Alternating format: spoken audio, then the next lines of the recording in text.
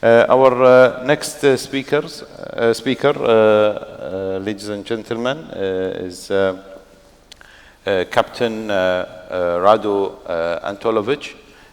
Captain Rado Antolovic was appointed as CEO of Dubai Drydocks World in January 2018 as a CEO and MD, Maritime Services Division in April 2017.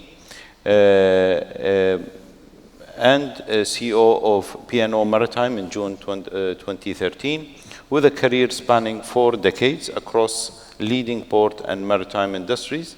Captain Rado amasses a wealth of leadership and experience in his even previous role as CEO for several senior positions. Floor is yours, Captain. Thank you very much. Ladies and gentlemen, distinguished guests, organizers, thank you for this opportunity. I was observing, listening very carefully to my predecessor speakers, and increasingly or interestingly, I learned in this short time quite a lot, and my data in some way contradict my predecessor, but of course this is the point of view we have based on our consolidation of independent information and in-house information. I'd just like to ask the organizer, will you move the slides or? Yes, good. I will start my presentation with a question. This shocking COVID pandemic came for most of us as a surprise. And yesterday I hear a very important point. What have we learned during these 18 months, considering that pandemic is still within us, and though here in Dubai, UAE, we are not perhaps anymore, we are way ahead of most of the countries, if not all of the countries.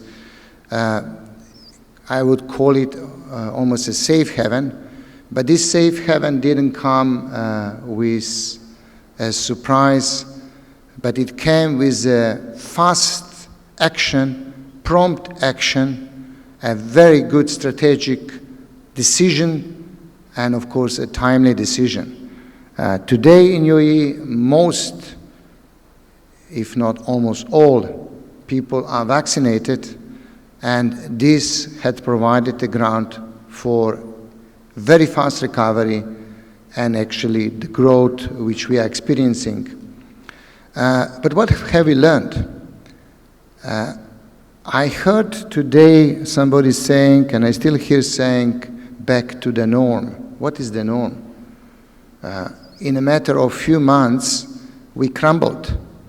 The global economy crumbled. The supply chain crumbled and still is in certain issues, or not distress, but has major problems as we experience. Are we wise? Have we been wise? Have we really learned the lessons? I'm pleased to say, and I will demonstrate at the end of my presentation what we at our facility at Drydocks, as part of DP World Group, done during these difficult times. But I believe that the investment, both in people and the assets, and of course assets by infrastructure and technology, are paying out. But perhaps I will start with the presentation, and without too much ado, let me focus on the market as we see today, and this is aligned with my colleagues. We do see, of course, economic growth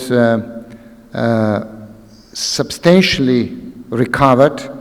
The latest data showing some kind of decrease in those global figure of 4.9% for the next year, and certainly below 6% for this year on average.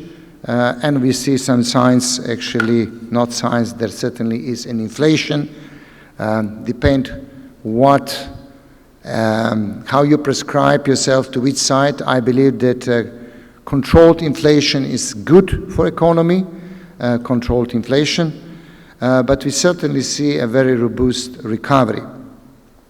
There are some changes in the diversification of the, let's call it transport of the commodities.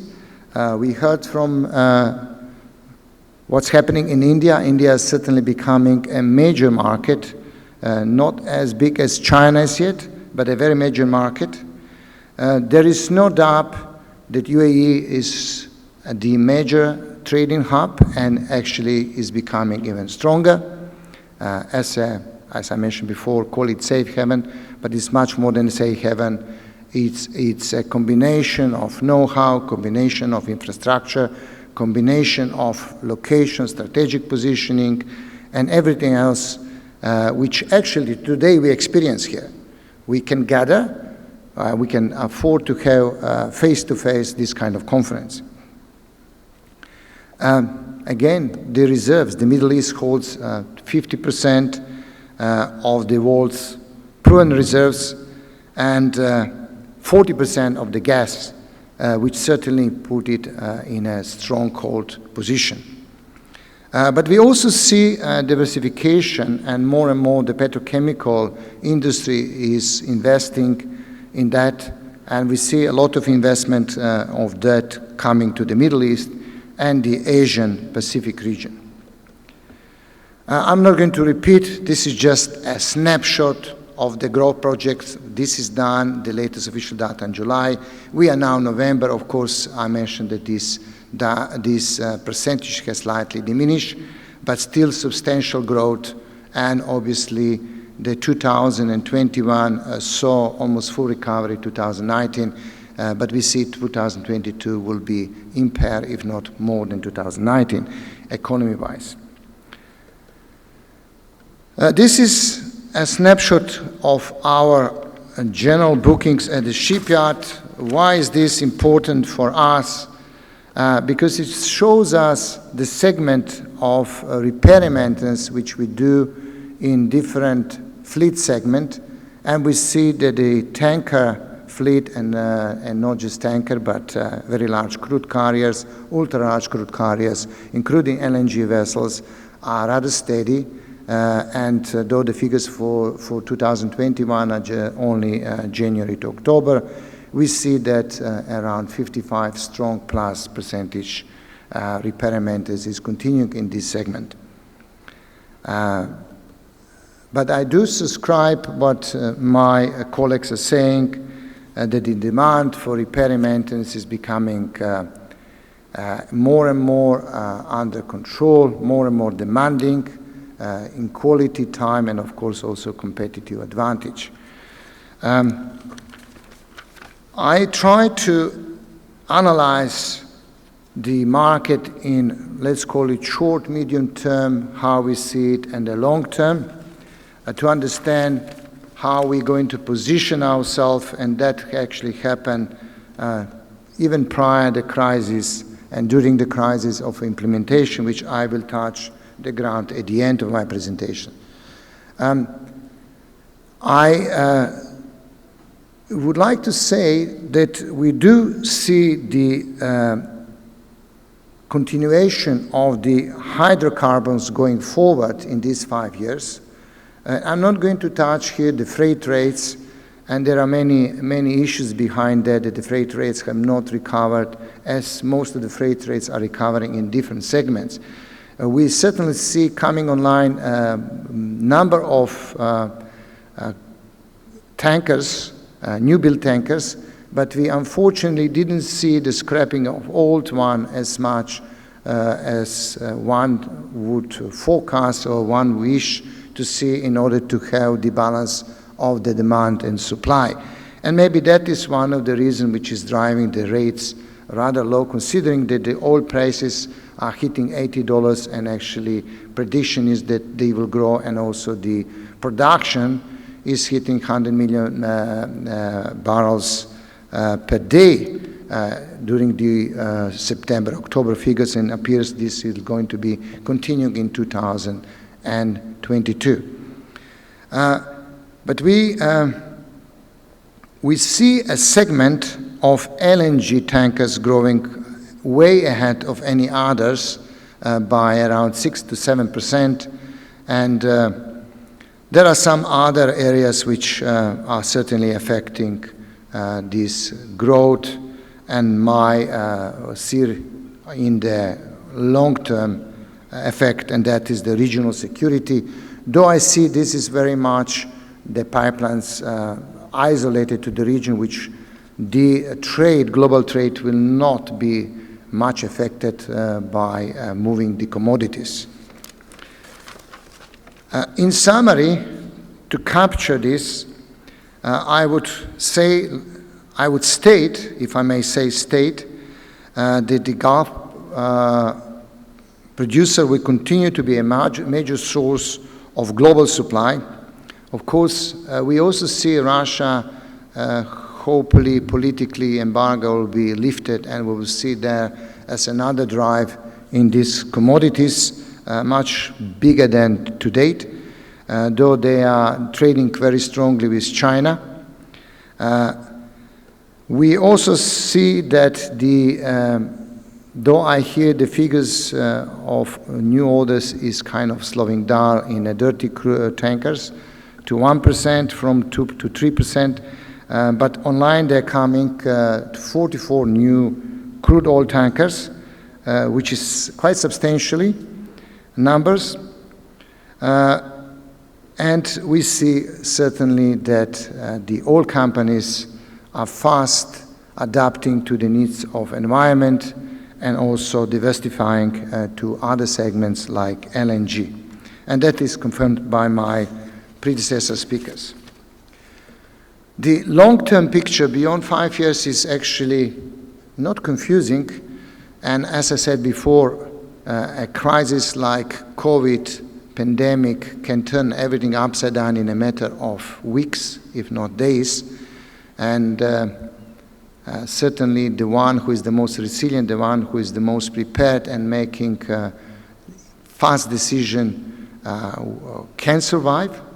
And in this time of COVID, we notice the drive towards green or renewable energy is becoming much stronger.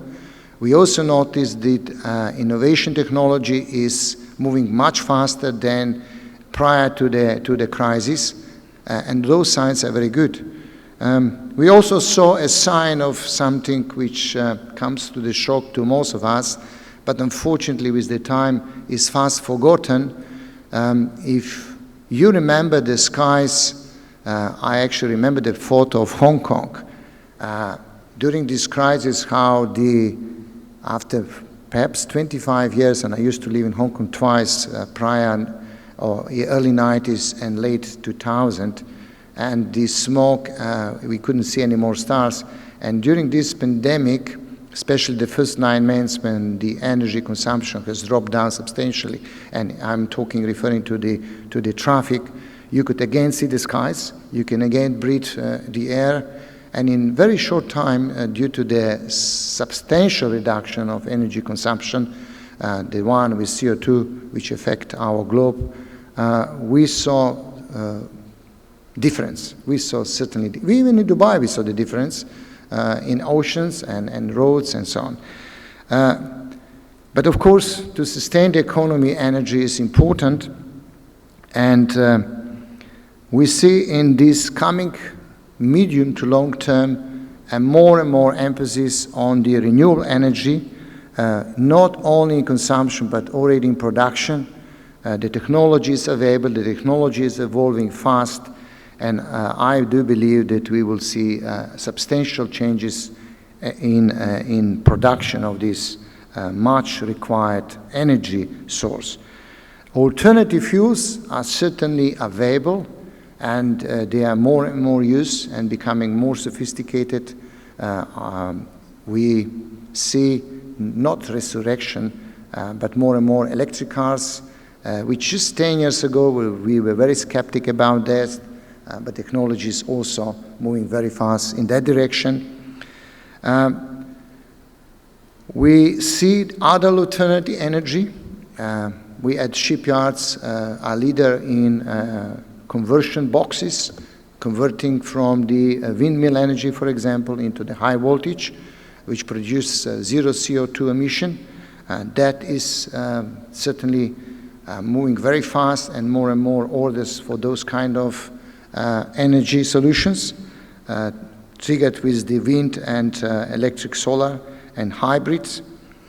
But we also see the statements and the conventions and the regulatory issues.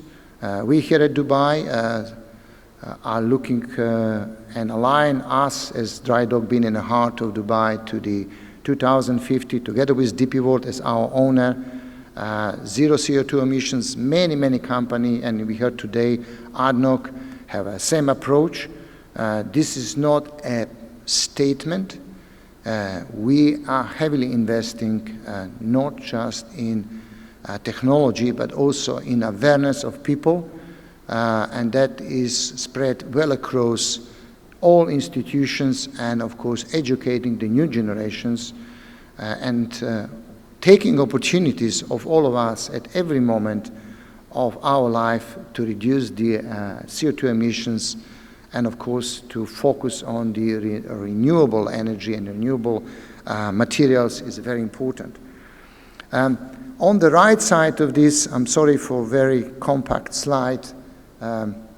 On the right side, we saw the pre-COVID very conservative forecast, and the one which was done by International Energy Agency was actually the most positive. The other two were quite negative, and we saw substantial reduction of production of the fuel going forward. But then we have a recent, from this year, McKinsey, a very thorough study, which took them, to my understanding, a long time. And we see interesting sign that the exploration of existing resources are certainly diminishing, and there will be a need, regardless all the renewable technology and renewable energy, the need to start to utilize the unsanctioned projects. I'm certainly that in these 20 years going forward, the technology will be such that those unsanctioned projects will be also environmental friendly, but the demand is certainly increasing.